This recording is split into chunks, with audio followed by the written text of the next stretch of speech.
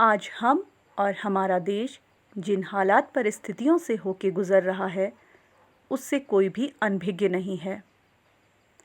देश की इन स्थितियों में हम ये कह सकते हैं कि हमारे देश के कर्णधार यानी हमारे नौनिहाल कितने सुरक्षित हैं या नहीं हैं।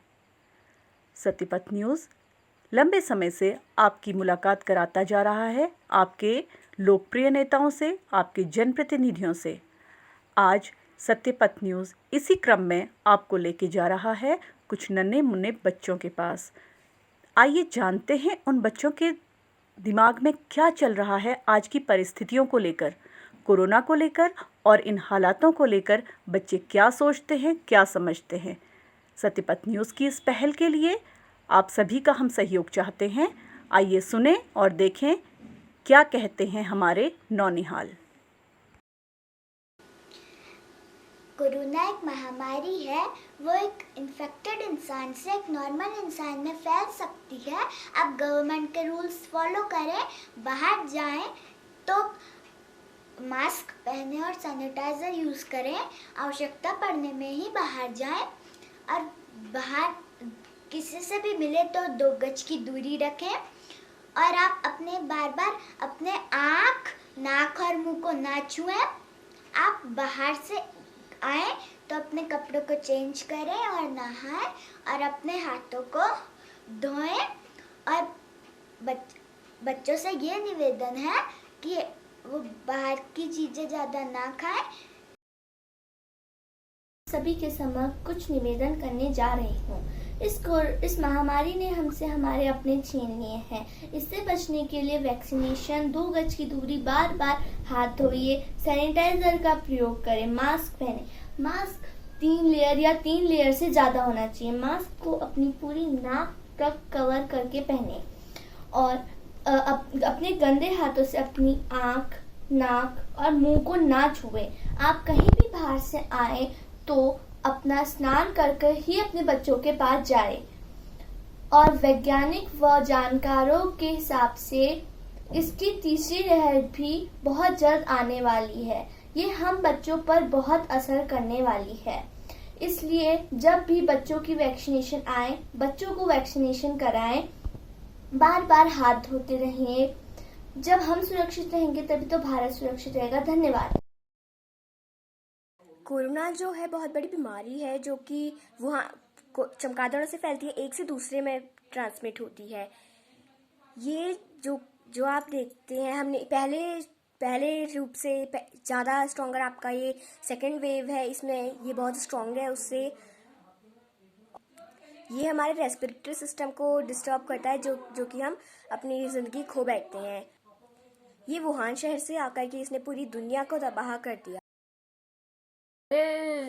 हमारे सामने आज कोरोना एक विषाणु के रूप में पूरे विश्व को अपनी चपेट में ले चुका है, जिसने भयंकर महामारी का रूप ले लिया है। इसके बारे में अभी तक कोई नहीं जान पाया है कि यह कैसे और कहां से उत्पन्न हुई है। हमें बस इससे हर समय सावधान और जागरूक रहने की ज़रूरत है। मैं यह कहना चाहता हूँ कि इस बीमारी से बचने के लिए हमें साबुन से 20 सेकंड तक हाथ धोने चाहिए और सैनिटाइजर करते रहना चाहिए और मास्क पहनना और 2 गज की दूरी है बहुत ज़रूरी है। ये तो हमको पता ही है। हमें बिल्कुल भी लापरवाही नहीं करनी चाहिए और अपने पास पड़ोस व समाज में सावधानी बरतने और टीकाकरण के लिए सबको सलाह देनी चाहिए। जहाँ तक है कोरोना पर पूरे विश्व में दिन पर दिन कमी देखने को आ रही है, जो हम सबके हित में है। कोविड-19 एक नई बीमारी है जो नवल कोरोना वायरस की वजह से होती है, जिसे इंसानों में पहले कभी नहीं देखा गया है।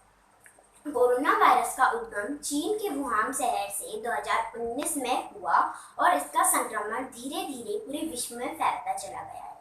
कोविड-19 के कुछ सिम्टम्स हैं, जैसे खांसी, बुखार, सांस लेने में दिक्कत, गले में खराश, उल्टी, दस्त। कोविड-19 से बचाव हेतु आपको कुछ निम्न तरीके अपनाने चाहिए। जैसे साबुन से बार बार हाथ धोएं, मास्क पहने या फेस कवर करें, हाथों को सैनिटाइज करें, बीमार लोगों से दूरी बनाए रखें। कोविड-19 के सिम्टम्स दिखने पर अपने को क्वारंटाइन करें। वर्तमान में भारत सरकार द्वारा कोविड-19 से बचाव के लिए कोविड वैक्सीनेशन का कार्य युद्ध स्तर पर चल रहा है। आशा है कि सभी लोगों को वैक्सीन लगने पर इस बीमारी का जड़ से खात्मा हो जाएगा। देखिए, जैसे गवर्नमेंट की गाइडलाइंस हैं, मास्क पहनिए, 2 गज की दूरी बना के रखिए, जब तक बहुत ज़रूरी ना हो घर से बाहर ना निकलिए, और जब भी आप घर से बाहर निकलें तो मास्क ज़रूर पहने, और देखिए हाथ ज़रूर धोते रहिएगा टाइम टाइम पे, और सैनिटाइज़र लगाते रहिएगा, और अपना नंबर आने पर वैक्सीनेशन ज़रूर करवाएं। गवर्नमेंट के द्वारा स्लोगन भी आया है, 2 गज की दूरी, मास्क है ज़रूरी। कोरोना एक ऐसी बीमारी है जिसने सारे लोगों को अपने चपेट में ले रखा है। उससे बचने का एक ही उपाय है, हमें साबुन से बार बार हाथ धोने चाहिए और सैनिटाइज़र का प्रयोग करना चाहिए और मास्क बहुत ज़रूरी पहनना चाहिए और 2 गज की दूरी रखनी चाहिए। बहुत ज़रूरी हो तभी घर से बाहर निकलना चाहिए।